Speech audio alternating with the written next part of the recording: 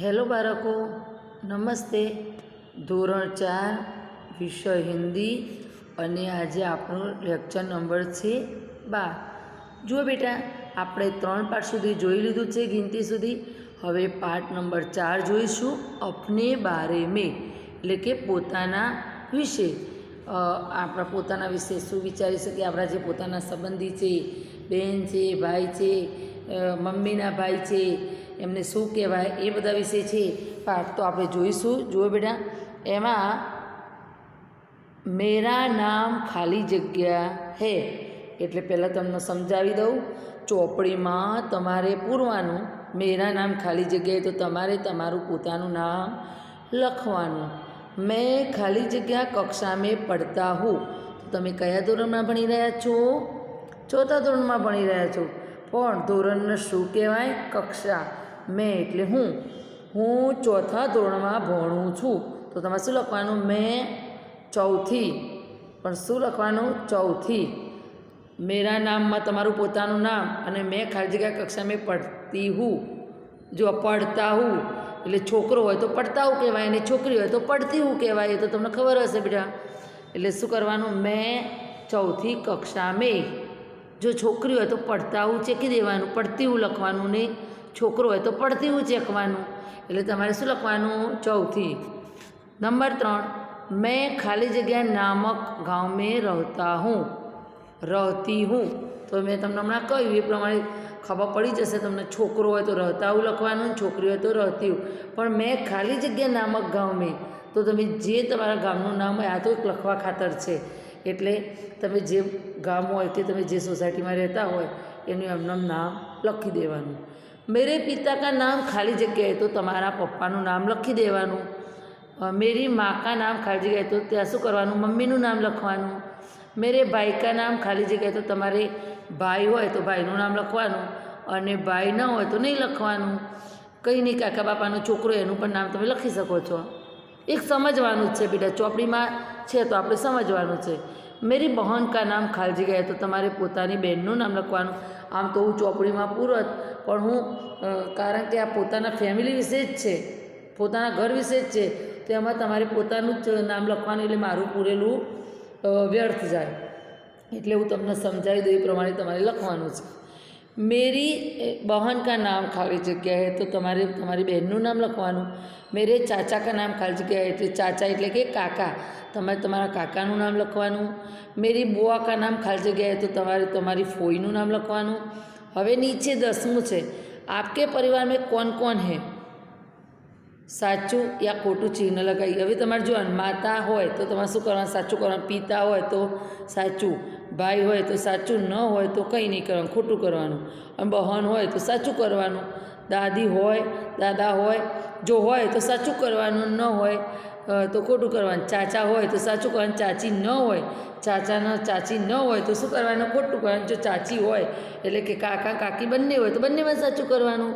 નાના હોય અને કદાચ નાની ન હોય તો નાનીમાં ખોટું કરવાનું, અને નાની હોય નાના ન હોય તો નાનામાં ખોટું કરવાનું. જે હકીકતમાં હોય તો સાચું, ન હોય ત્યાં ખોટું.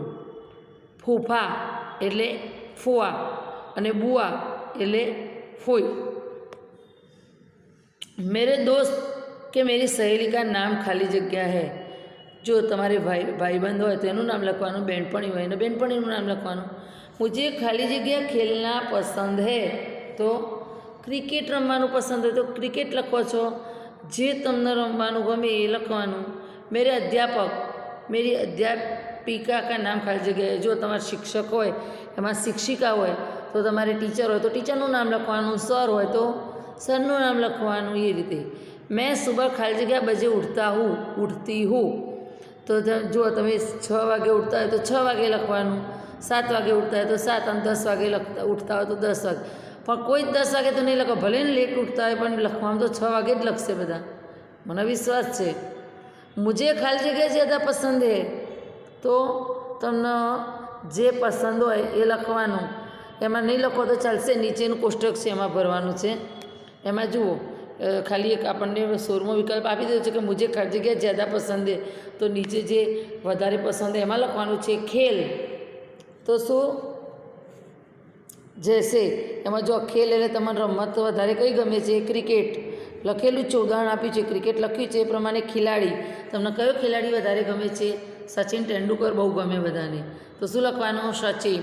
પઢના, તો તમને ભણવામાં શું વધારે ગમે? કહાની, તો કહાની લખવાનું. ખાના, તો ખાવામાં તમને શું વધારે ગમે? મીઠાઈ, તો મીઠાઈ લખવાનું. ગાના, તો કવિતા. દેખના, તો તમને શું વધારે ગમે છે? સિરિયલ, CID જુઓ છો? હા, જે તમને ગમતું હોય તમે તમારી રીતે લખી શકો છો. મિલના, તો તમને વધારે મળવાનું કોના જોડે ગમે? દોસ્ત જોડે, તો દોસ્ત છે લખી શકો. પછી રંગ, તો તમને કયો રંગ વધારે ગમે છે? હરા, લીલો, તો તમે હરા લખી શકો છો. હવે આપણે આગળ જોઈશું મુझे ના પસંદ હે. તો જૈસે જૂઠ બોલના, આપણને જો જૂઠ કોઈ બોલે તો ગમે નહીં, એ રીતે આપણે જૂઠ બોલના, આપણને મુझे ના પસંદ એટલે મને ના પસંદ હોય એવું. તો અનિયમિત છાત્ર, કઠોર અધ્યાપક, એ બધું આપણે લખી શકીએ. હવે જો આ શબ્દાર્થ છે કક્ષા, ગુજ, ધોરણ, પછી પરિવાર તો કુટુંબ. કક્ષા એટલે કયા ધોરણમાં આપણે ભણતા હોય એના શું કહે? કક્ષાના ધોરણ કહેવાય. અને વિષય એમાં આપણે ગુજરાતી જે વિષય ભણતા હોય એ વિષયનું હોય. ચાચા તો પિતા કે છોટે ભાઈ. કક્ષા એટલે તમને ખબર પડી બેટા? કક્ષા એટલે આપણે જે ધોરણમાં અભ્યાસ કરતા હોય એ. ગુજરાતીમાં કહીએ તો ધોરણ, ખબર પડી? અને હિન્દીમાં કક્ષા શું કહેવાય? ગુજ. બુઆ, તો પિતા કી બહન. અને અધ્યાપક તો શિક્ષક, અને અધ્યાપિકા હોય તો શિક્ષિકા કહેવાય. હો બેટા, ધ્યાન રાખજો. હવે જુઓ, તમને અભ્યાસ પણ સમજાવી દઉં, અને આ સમજાવ્યા પછી આ પાઠનું જે PDF જેટલું નીકળે એટલું હું મોકલીશ, એ તમારે વિષયની નોટમાં લખવાનું રહેશે બેટા. અભ્યાસ તરફ જોઈશું. પ્રશ્ન 1 છે શૂન્ય ઓર બોલી.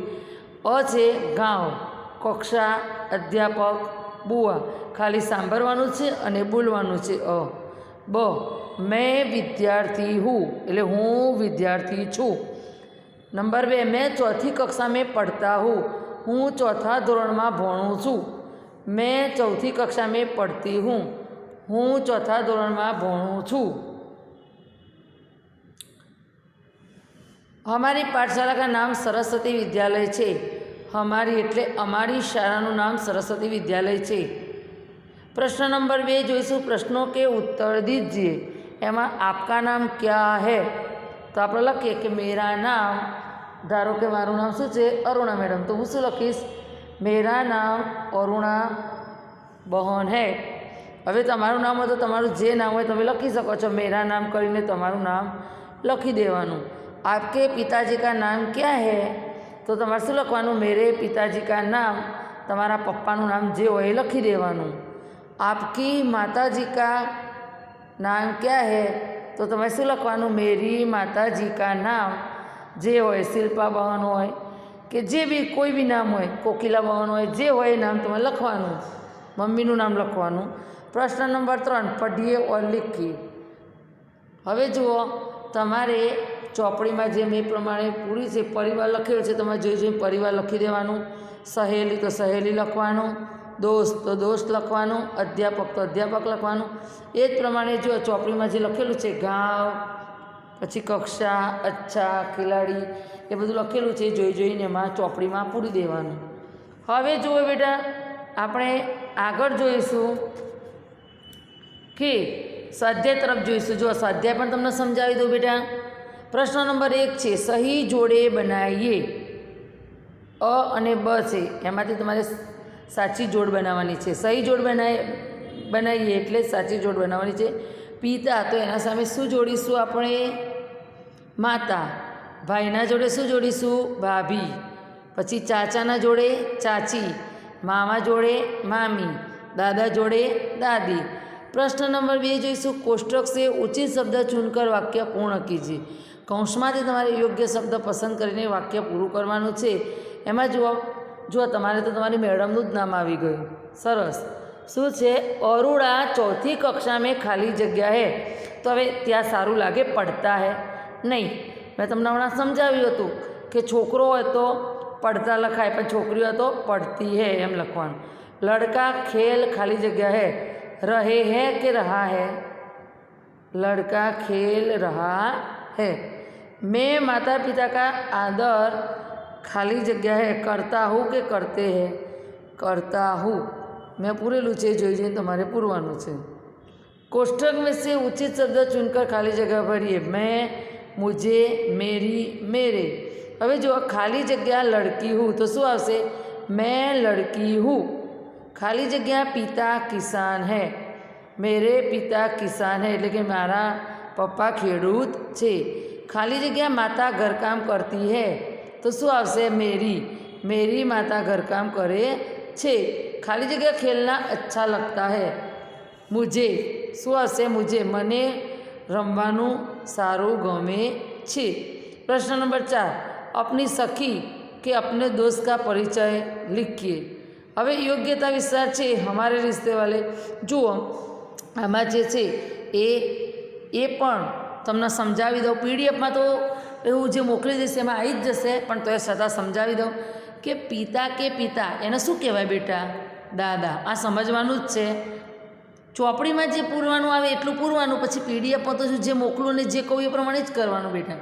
પિતા કે પિતા સમજવાનું છે તો શું આવે? દાદા। પિતા की માતા તો શું આવશે? દાદી। પિતા के छोटे भाई તો શું આવશે? ચાચા। પિતા की બહન તો શું આવશે? બુआ। જો બેટા ધ્યાન રાખજો, આમાં બહન કે પતિ નથી આપ્યું, પણ મેં મારી જાતે મેં લખ્યું જ છે। કદાચ પરીક્ષા પૂછાય તો એટલે એવું ના લાગવું જોઈએ કે મેડમે નથી લખાયું। બહન કે પતિ નથી આપ્યું પણ મેં લખ્યું છે, તમારે ધ્યાનથી જોવાનું। અને તમારે પીડીએફ મોકલી વખતે કદાચ ન મૂક્યો હોય શબ્દ તોય તમારે ચોપડીમાં જોઈને જો અમે પૂરેલું જ છે ચોપડી, એ જોઈને તમારે લખી દેવાનું। બહન કે પતિ તો શું કહેવાય? બહનોઈ। માતા કે પિતા તો નાના। હવે માતા કી માતા એને શું કહેવાય? નાની।